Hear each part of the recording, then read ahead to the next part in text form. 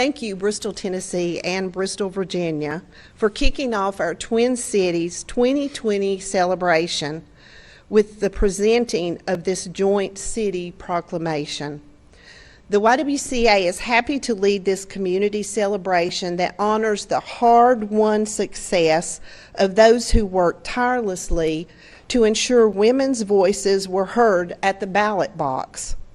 The right to vote was a monumental step toward eliminating racism, empowering women, and the other values that are central to the YWCA's mission. Commemorative activities are being planned by numerous organizations, including historical, educational, and cultural arts components. A key part of the local celebration will be to document the stories of local residents who were active in the suffrage movement. Those with photos, articles, or stories regarding residents of Bristol who were instrumental in the movement are asked to share their information so a local collection can be developed.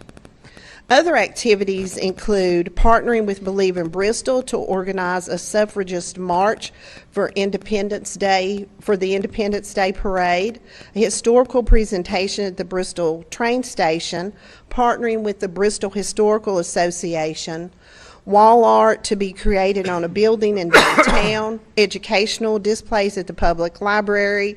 The DAR is sponsoring a presentation by Stuart Harris, the host of Your Weekly Constitutional. Barter Theater will present Winter Wheat. The production by Catherine Bush, who is local, is the Tennessee story of the ratification of the 19th Amendment.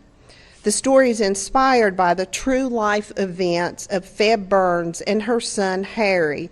It is a must-see, and that's going to be the summer, I think June, the end of June through August.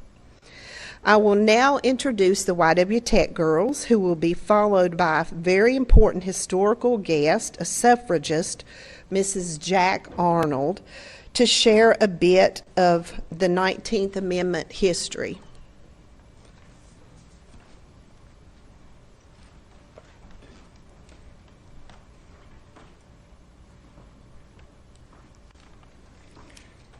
The first episode for women's suffrage was in 1848, when nearly 300 women and 40 men met in Seneca Falls, New York, to draw up the Declaration of Sentiments, which was the first American public protest against the political, economic, and social inequality of women.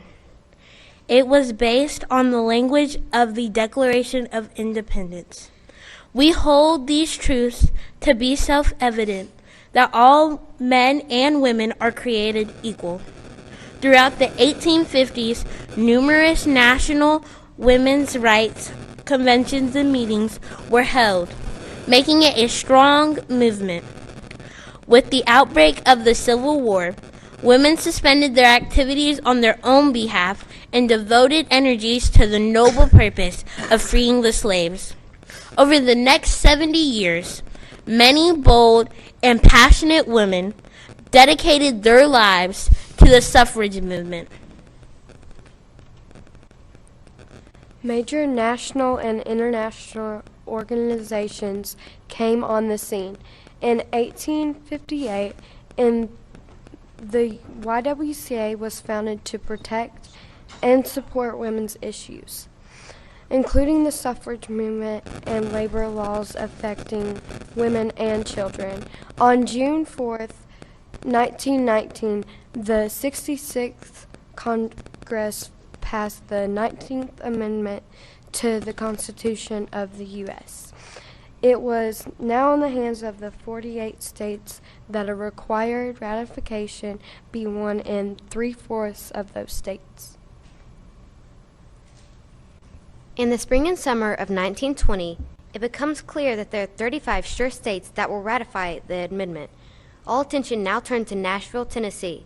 What a twist of fate. The southern state of Tennessee was the last hope of ratification for the 19th Amendment. The governor of Tennessee had to convene a special session for 3 weeks to ratify the so-called Susan B. Anthony Amendment. The amendment sailed through the Senate but stalled in the House. On the morning of August 18, 1920, Harry Byrne was wearing the red rose of the Antis. The vote was taken. It proves a tie, 48 to 48. Anti-suffragists now called for a vote on the amendment itself.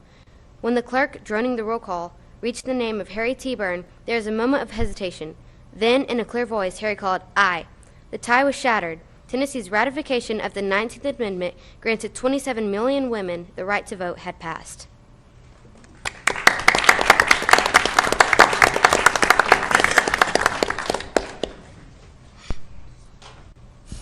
Good evening, Mayor Fire-Robin and members of the council and ladies and gentlemen. As you know, on this date, January the 7th, 1920, our country is abuzz with the talk of ratification of the proposed 19th Amendment. We are on the brink of an exciting and momentous occasion. If this amendment should be ratified, every woman throughout the country could vote in their very first presidential election of 1920. Just so you understand, women in 1920, under the law, faced what is called disabilities.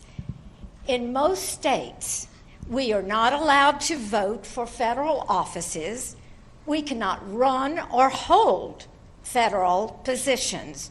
We cannot serve on jury duty. But my dear friends, perhaps we will not be second-class citizens any longer.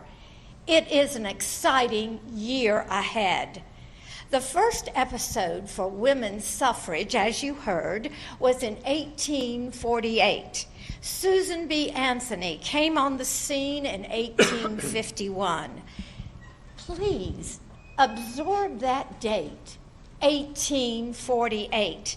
Today is 1920. It will be a 72-year quest for the rights for women to vote. It is one of the great stories in American democracy and one that we hear little about. In 1872, Susan B. Anthony walked into her local polling place and broke the law by dropping a paper ballot into a wooden box. She was arrested but not charged. She and the other women suffragists made speeches and did protest, but they decided that they were not making any progress. So they drafted an amendment to the Constitution. And as you heard, this was a one-word sentence amendment. The right of citizens of the United States to vote shall not be denied or abridged by the United States or any state on the count of sex. In 1878, this Susan B. Anthony Amendment was introduced to Congress. It sat in Congress for 40 years. It was reintroduced in every succeeding Congress 21 times. During that time, many women and men worked to have this movement move forward. Finally, President Woodrow Wilson came out in favor of the Susan B. Anthony Amendment, and in a speech to Congress said that women are not only vital to the war effort, but vital to peace. And he encouraged Congress to pass this 19th Amendment. And just a few months ago, June the 4th, 1919, the 66th Congress finally passed the 19th Amendment to the Constitution. But there was no celebration yet, for it was now in the hands of the 48 states to be ratified. The suffragists needed no fewer than 36 states. By the spring of 1920, they did finally realize there would be 35 sure states that would ratify this amendment. But where was the 36th state? All eyes turned to the southern state of Tennessee. And the governor did convene a special session in August for the good old boy, all-white, all-male legislature. As it happened in Tennessee, our East Tennessee played a major role in the ratification. Fed Byrne, a college-educated woman who lived in Nyota, Tennessee, which is located between Knoxville and Chattanooga. She had lived on a farm, and she said her tenant farmer workers could go and vote. Some were illiterate, but she could not vote. She had a son, Harry, who was 24. He had served one term in the House, and he was aligned with the anti-suffragist.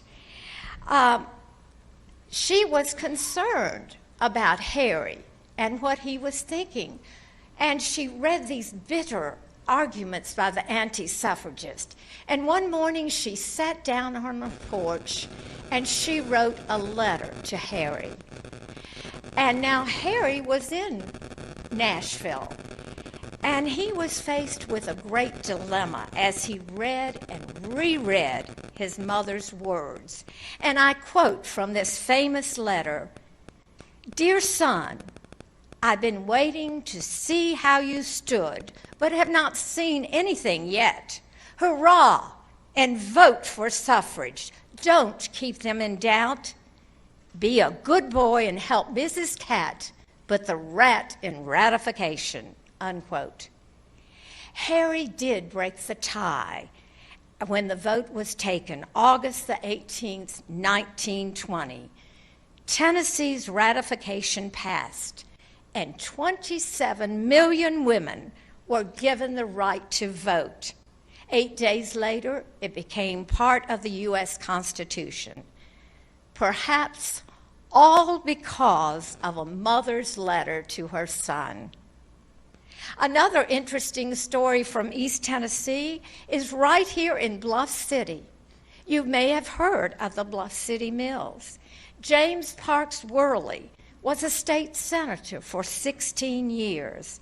He was not for women's suffrage, and his lovely wife, Anna Lee Keyes Worley, supported her husband. James was in Nashville in January of 1921 attending the general session when he died. The governor persuaded Anna to run for her husband's unexpired term of office. What a twist of fate. Anna was elected, and she became the first woman to serve in the General Assembly in Tennessee and in the South. What a twist of fate. Just a few months before, in August of 1920, the vote was taken, and she could be able to run for that office. I close with a quote from a sculpture in Knoxville called the Tennessee Woman's Suffrage Memorial. It says, "The young women of today, free to study, to speak, to write, to choose their occupation, should remember that every inch of this freedom was bought for them at a great price, the debt that each generation owes to the past, and we must pay to the future." Thank you.